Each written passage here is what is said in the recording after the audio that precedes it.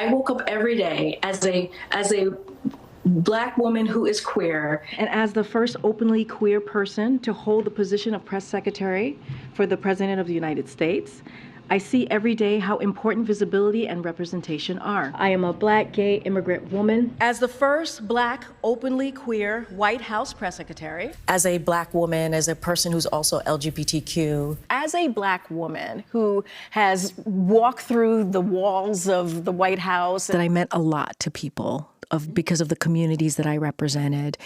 And they felt seen when they saw me at the podium, whether it was women of color, Black women, queer community, LGBTQ community, immigrant, they felt seen. I am a Black woman, I am a queer woman, I'm an immigrant. I'm Black, I'm a Black woman, I'm queer, I'm an immigrant, and I'm Haitian American.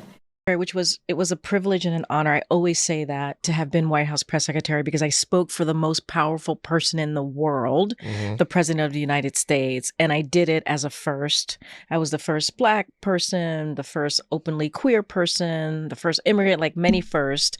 And so I carried all these communities with me in the job. And so it made it much more special to have had the job. So my portfolio and what I was charged to do was to speak on behalf of the president of the administration to the American people, obviously doing it in the press briefing room with the press and going back and forth, but pushing out what we were trying to do, pushing out our message and trying to answer really hard questions and important questions that the American people needed.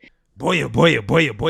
So once again, we got to talk about Trump deranged propagandist Karine Jean-Pierre, okay, who is currently on the most embarrassing book tour that I've ever seen in my life, okay, because people, what they want out of a book from a Democrat talking about the Biden administration is truth, okay? What they want is for the Biden administration, for members that work for the administration, to admit the truth about Joe Biden, which is that the White House lied on his behalf, right, along with the mainstream liberal media. And Karine Jean-Pierre has been pressed on this issue of lying on behalf of the administration in order to cover up Biden's mental decline. When you use the term cheap fakes, was that choice of words in the moment, or was that something that had been prepared ahead of time as a talking point? It was prepared. Did you or did anyone ever verify if the videos you were talking about were in fact cheap fakes? I believe so. What is a cheap fake? I really don't know. It was something that we did not coin. It was something that the media coined. They did the work. They did the legwork on coming up with that terminology, and so we were just elevating essentially what the media was saying, what the press was saying. But do you know what it is? I mean, it basically is laid out with how you defined it with what President Biden was actually doing, and it took away from what he was actually doing or created an illusion of something that just did not exist. Were all clips circulated on social media or otherwise showing President Biden being confused or freezing at times, were those all fakes? I can't speak to everything that was on social media. Sure, but there were instances where videos were circulated of President Biden appearing confused or freezing for a moment that were real, correct? Not that I recall. What we were trying to lift up was something that was very, very clear that what they were showing was not actually what was happening. Yeah. So again, the biggest lie out of the Biden administration was the idea that what you're saying in regards to Biden physically and mentally declining is not real, okay? Cheap fakes, these are edited videos, it's out of context. What you're saying with Joe Biden is not real. And Karine Jean-Pierre was the main person for the White House lying to the American people about Joe Biden's decline, okay? And what people expected out of her book, right, was for her to actually tell the truth. But apparently that's not actually what you're getting out of this book, as she admits in interviews, which again kind of defeats the purpose of anybody buying the book, because why would anybody buy the book if you're not going to get any real truthful information out of the book? You know, I saw that you said that when you meant a broken White House, that you don't mean the Biden White House that you mean the Trump White House. Nobody believes that. Well, because the book was written to be in the moment. Right. I was literally, if when you read the book, you'll see that I'm talking about what's happening right now and meeting the moment.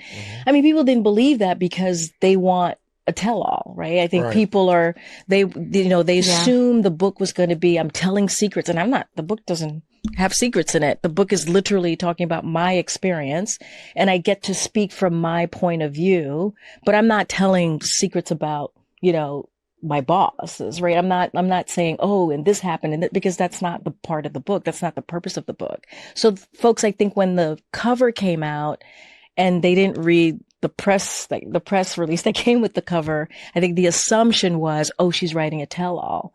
But the book is much more nuanced and has much more depth. And it really is about meeting the moment. Yes, I give a story about what happened and, kind of pull back the curtains and give a little bit of what it was like to be a first and what it's like to be a White House press secretary.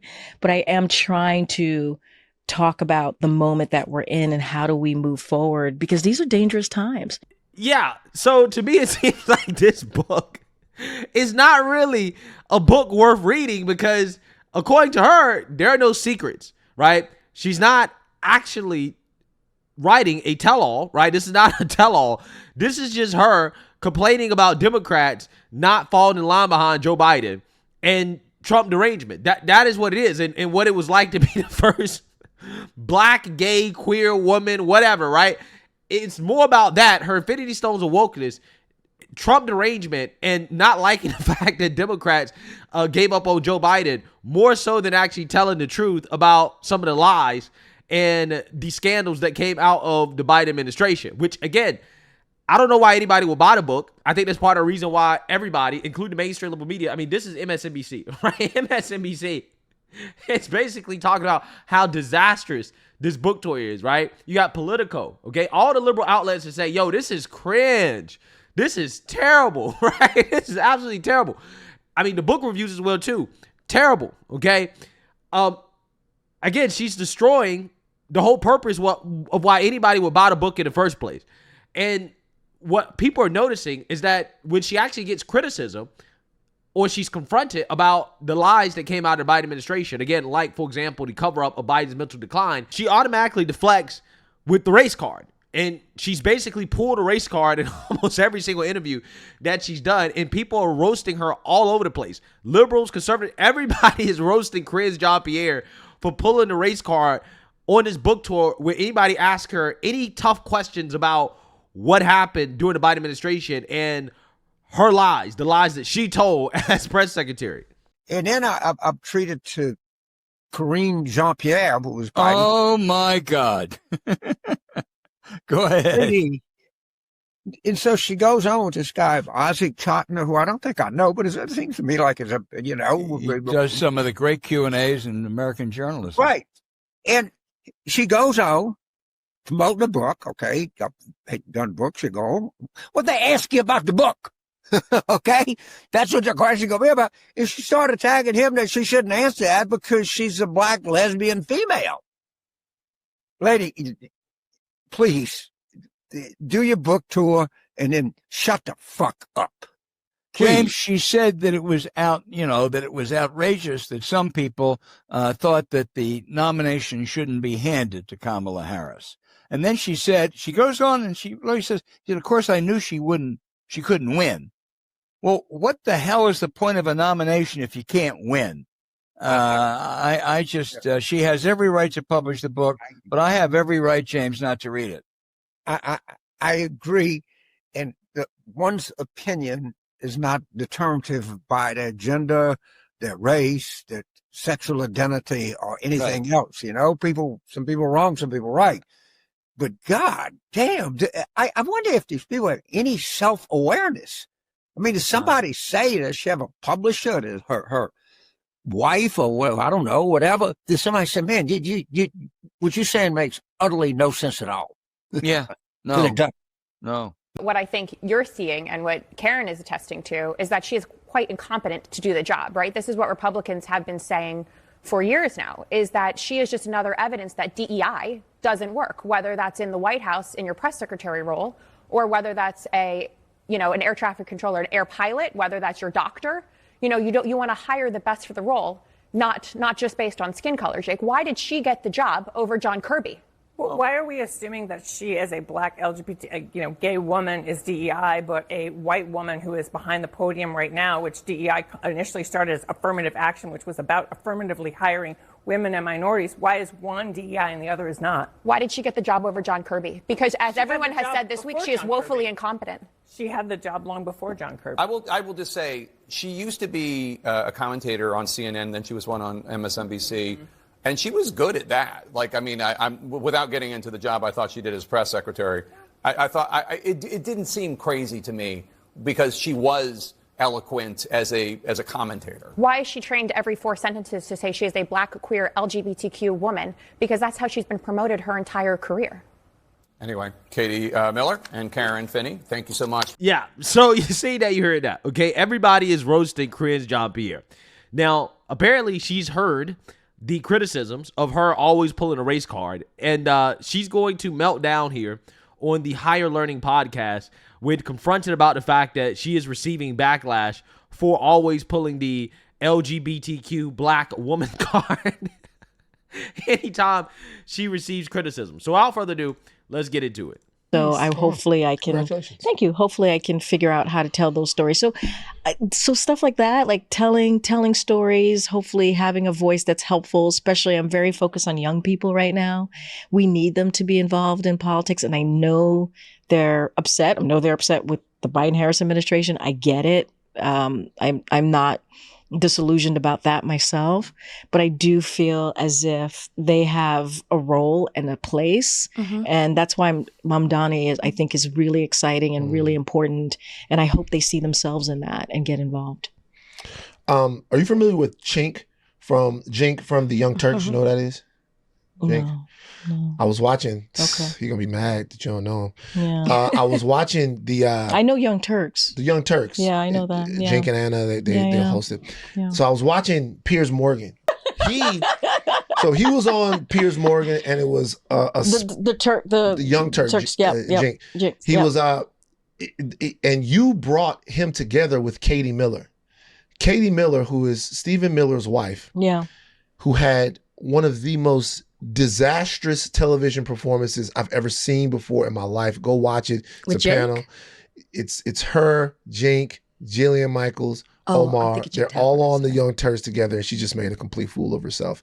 Now, and she's a person of color, right? No, is she? She looks like she is, but I don't know. I don't want to speak on it, man. That she's Jewish. So okay. Maybe that doesn't mean she can't be a person of color. Yeah, Shout out to all of our people of color who are Jewish from all over the diaspora, my Ethiopian Jews, but you brought them together because, and she was literally talking about getting him deported minutes before you brought them together. You brought them together because we're getting who the Turks and you brought Jink and Katie together. They were able to agree on something, and it was about the fact that they don't like the way you talk about your identity. Okay. Jink thinks that talking about your identity as a black queer woman is playing into identity politics and something that you do to shield yourself from criticism. No, not at all. She kind of said the same thing in a different way. Yeah. I want you to maybe talk a little bit about why it's so important for you to talk about I love that you said that, because if anything, I get criticized for saying I'm a black queer woman. I don't get shielded from saying I'm a black queer woman. If anything, it actually puts a target, more of a target on me when I say it. And I bring it up because there are communities that are out there who don't feel seen, or who are scared, or who are fearful. And I think I need to own it. And I've always been unapologetic about who I am. I will never, ever, ever run away from it. And first of all, you see me and I'm a black woman. So you know what I mean? I don't have to say it. I mean, you see me, I walk into a room, there goes a black, you know what I mean? Like, I don't even understand that. I can't hide the fact that I'm a black woman. So why not own it? And so I will never apologize for being in the body and the space and the communities that I occupy. And it's almost as if, no, you're going to acknowledge me because this is who I am. And I'm not going to hide it. And I'm going to put it in your face because this is who I am. Again, I actually get criticized for being a Black queer woman. Yeah, so I have to stop here because this woman is so incoherent. I don't understand how in the world, during the interview process for White House press secretary, how can you listen to this woman talk and say, yeah, she should be our chief propagandist? Because this is terrible. She makes no sense. She says out of one side of her mouth that you can obviously see that I'm Black and I'm a woman. It is apparent, right? Like, she basically is saying it doesn't need to be said, while at the same time trying to rationalize why is it that it needs to be said all the time, even though she already knows in her head that it doesn't need to be said, which is why people are criticizing her for saying it. The only reason that you would say it is to deflect from criticism, because otherwise it is apparent. Everybody can clearly see that you're Black and you're a woman, right? Now, I don't know, maybe people can't see that she's lesbian, at least not, from an initial interaction, but she, for whatever reason, feels the need to throw it in your face, right? To put it in your face, despite the fact that it is apparent that she has at least 2 infinity stones of wokeness, okay? That is what she's arguing here, right? She's saying, I know everybody can see that I'm a Black woman, but I still have to tell everybody because of the fact that she just wants everybody to know the obvious, which doesn't make any sense. The only thing that makes sense is that you're doing it because you're using it as a shield, right? You're using it as a way to deflect criticism because you know that once you say that, hey, I'm a Black queer woman, what you're really doing is that you're saying, hey, be careful now. You're criticizing me, and that can be racist, right? I might pull the race card on you, right? I might pull the race card on you if you continue to push my buttons. And she's done that in so many interviews, and she's getting called out for it. And now she's trying to pretend like she doesn't know why is it that people are upset about her doing this. I get criticized for it, so why not own it? Right. Why not live in that space and be like, I don't care? What do you say to the people that... Again, you're not being criticized for being Black, gay, and a woman. You're getting criticized because you're telling people that when it's not necessary. As you acknowledge, it's not necessary for you to say that. Say that we're fighting this constant battle for our humanity. Everything that we do is DEI. I drive across the street. I was able to do it because of DEI. I wake up in the morning. It was a DEI awakening. I go to sleep at night. I was able to sleep because of DEI. These are DEI mics. I'm wearing DEI shoes, DEI hat. Everything is DEI. There's nothing like I shoot the ball goes in the basket. Yeah. DEI score. Yeah. Everything we do is because of DEI. Yeah. And they say that your job and what you were able to do, how you got to the White House was not because you had done anything else, but because you are Black. How did you get to be the White House press secretary? And first of all, I have to go back to the other thing too, because it pisses me off that people who have not walked in my shoes, who have no idea who really I am as a person, get to tell me how I get to identify myself or not. So it's like, shut up. I was like, you can't tell me how I get to identify myself. You can't tell me how I get to call myself. Like, screw you. Like, that's not okay. Like, that is not okay. You have no right to tell anybody how they should identify themselves and how they see themselves in the world. Like, you have not walked through my battles. You have not walked through my life. You don't even know my personal story. So that's how that just boils me up. So I had to say that. Look. Yeah. So as you can see here, right? Karine Jean-Pierre is triggered by the fact that she's receiving criticism for always pulling the race card, right? The woman card, the queer card. And, what she's failing to acknowledge is the fact that nobody's criticizing her because of how she identifies herself, right? Or nobody's criticizing her identity. What people are criticizing is the fact that even Karine Jean-Pierre knows that it is unnecessary for you to continue to throw that in people's faces. There's no reason why you need to throw it in people's faces outside of trying to deflect from criticism. Because as Karine Jean-Pierre acknowledges, right, in this interview, it is apparent that you're Black and a woman. Why do you need to announce it, right? Why do you need to be talking about it all the time, right? Why do you have to always remind people of something that is obvious? Everybody knows you like to sleep with women, okay? We all know what you're into, cringe. Okay? We all know that you're black. Okay? We all, for the most part, know that you're a woman.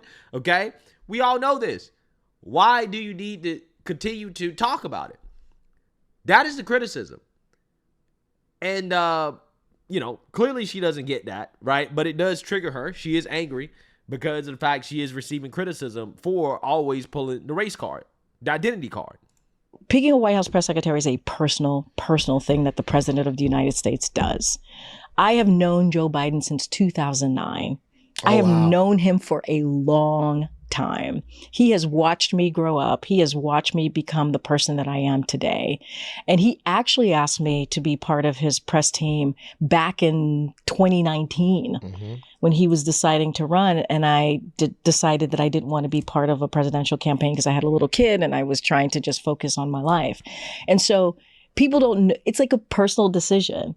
I didn't just pop up one day and he was like, oh, look at this person. Let me make her the White House press secretary. No, I've known him for a long time. And he would say to me, I like the way you speak for me. I like the way you present yourself for me.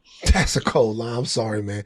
I just can't imagine. I like the way you speak for me. For me. That's crazy. Yeah, that's your job. I know that's the job. I've never. Rachel, don't start saying it. I was going to say, don't think you can start. Well, now he's going to start saying it to people. That's the job. But that's the job. Of course, I understand. But that's what I was doing. That's just cold. He's just going to start saying What it. he really meant is, I like the way you lie for me. The unfortunate reality for Joe Biden is that obviously his judgment was off because she's not even a good liar. At this point, this woman is either the dumbest woman in the world, right? Or she's delusional. I think it's both. I think she's dumb and delusional because you have to be a delusional person to continue to go on these podcasts and to embarrass yourself like this. She's doing the worst job ever selling this book, right? Because she's telling us that, hey, there's no reason to buy the book. I'm not telling you guys anything that would make you want to read the book, right? The only thing I've been doing in this book is complain about Democrats not going along with Joe Biden. I'm going to talk about Trump, right? And talk about being DI, right? And talk about being black, gay, and a woman, right? And I don't think that many people are gonna want to read about that, right? I'm certainly not gonna want to read about it. So at this point, for me, Karine Jean-Pierre's book tour has become a comedy show, right? This book tour is a comedy show because of how much of a joke Karine Jean-Pierre is and the answers that she's given to these questions. Nobody believes her, right? And it's bad when Democrats, Republicans, conservatives, liberals, everybody from across the political spectrum is coming together to all agree that Karine Jean-Pierre is a joke and that she needs to go away, right? Just go away. We don't want to see you anymore, right? Stop talking. Just go away. So apparently Karine Jean-Pierre is she lacks the self-awareness to realize that, right? That this is not going well for her. But hey, let me know what you guys think. Make sure you like, comment, and subscribe. Most importantly, share a Black conservative perspective. Peace.